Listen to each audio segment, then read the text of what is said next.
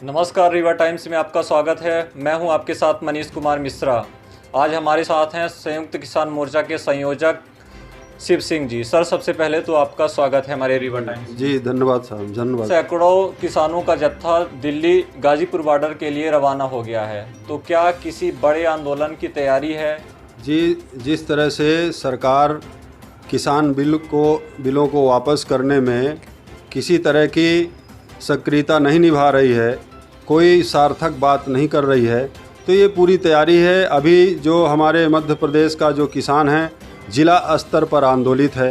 अब वहाँ से डायरेक्शन हुआ है कि सारे ज़िलों से किसान जो है धरना स्थल दिल्ली बॉर्डर पहुँचें और वहाँ धरने में शामिल हों। संसद मार्च भी चालू है, तो लगातार प्रत्येक संगठन से 3-3 व्यक्तियों को संसद मार्च में अनुमति है।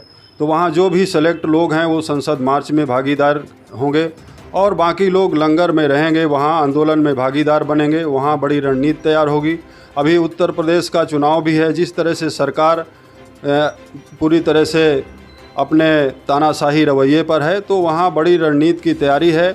और ये पूरे देश में किसान आंदोलन, जिस तरह से सरकार कह रही है कि ये पंजाब हरियाणा का मात्र आंदोलन है, तो इसलिए ये बताने के लिए कि सारे देश का किसान इन बिलों के खिलाफ है, आंदोलित है, इसलिए वो अपनी पूरी तरह से तन्मयता और भूमिका दिल्ली बॉर्डरों में जाकर निभा रहा है और बारी बारी से क्रम लगातार जारी रहेगा।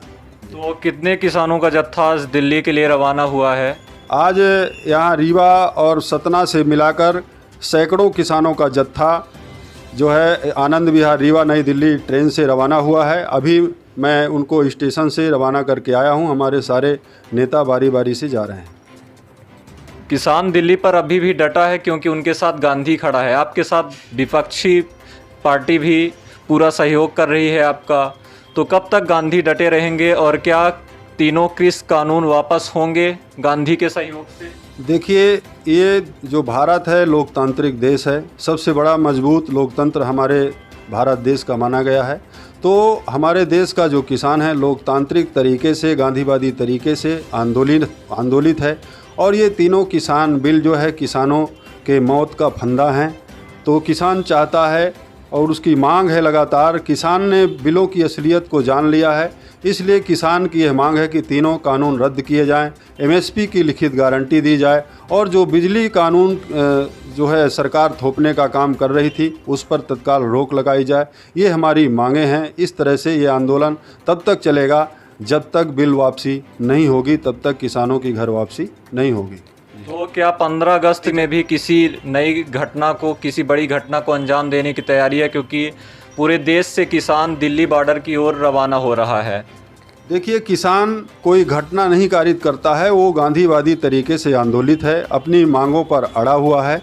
तो जिस तरह से 26 जनवरी को पूरे देश में किसानों का आंदोलन रहा, दिल्ली की सीमा पर आंदोलन चला, इसी तरह अभी 9 अगस्त को क्रांति दिवस पर भारत बचाओ आंदोलन की शुरुआत होना है। और इसके बाद 15 अगस्त को मोर्चे ने यह तय किया है, राष्ट्रीय किसान मोर्चे ने, संयुक्त किसान मोर्चे ने, कि पूरे देश में किसान जहाँ जहाँ भी आंदोलन हो रहे हैं, दिल्ली से लेकर पूरे देश में जिला स्तर पर किसान जो है तिरंगे का ध्वजारोहण करेगा और जो है सरकार को झुकाने का काम करेगा। ये तैयारी है जी। तो काला कृषि कानून वापस लो। कानून में काला क्या गोरा क्या, इसको थोड़ा स्पष्ट कीजिए। देखिए, कानून में पूरा काला है, इसलिए देश का किसान आंदोलित है। 8 महीने से दिल्ली की सीमाओं पर किसान आंदोलित है। 500 से अधिक किसान अपनी शहादत दे चुके हैं। आपको मैं बता दूं, चाहे ठेका कानून हो, चाहे मंडी अधिनियम हो, तो जिस तरह से चाहे ये आवश्यक वस्तु अधिनियम हो, ये जो पूरा मामला है किसान बिल से संबंधित, ये पूरा का पूरा काला है। किसानों ने इसका अध्ययन अच्छे से कर लिया है, तब इस देश का किसान आंदोलित है। इसी तरह जो सरकार बिजली कानून थोपना चाहती है, ये भी किसानों के खिलाफ है। अभी किसान को 1 महीने में निर्धारित कर दिया गया है कि आपको इतने यूनिट बिजली इतने रेट पर दी जाएगी, लेकिन जब वो कानून लागू हो जाएगा तो 7 से 8 रुपये, 9 रुपये यूनिट बिजली किसान को खेती के लिए मिलेगी। तो किसान अपने आप खेती बेच करके पूंजीपति कब्जा कर लेगा, किसान गिरवी कर देगा अपनी ज़मीनें। ये इस कानून में इस कानून का ये हाल है। इसलिए देश का किसान आंदोलित है, तो पूरा का पूरा कानून ही काला है जी। तो इन तीनों के इस कानूनों में सबसे ज़्यादा परेशानी किसान को किस बात को लेकर है? देखिए, मंडियां समाप्त हो जाएंगी और सबसे बड़ी बात यह है कि पूंजीपति हमारी ज़मीन का एग्रीमेंट करेगा और जो फसल निर्धारित करेगा वो फसल हमको बोना पड़ेगा और इसके बाद उस फसल को खेत से वो ले जाएगा। इसके बाद रेट वो तय करेगा। यदि हम आटा भी खरीदेंगे तो हमको वो पैक आटा बाज़ार से ख़रीदना पड़ेगा। हम चाहें कि अपनी ही कमाई हुई फसल से हम 1 कुंटल गेहूं अपने पास रख लें तो वो हम नहीं रख सकते हैं। पूरा का पूरा जो अनाज है वो पूंजीपति ले जाएगा और वहाँ से वो निर्धारित करेगा। इसलिए ये कानून किसानों के खिलाफ है जी।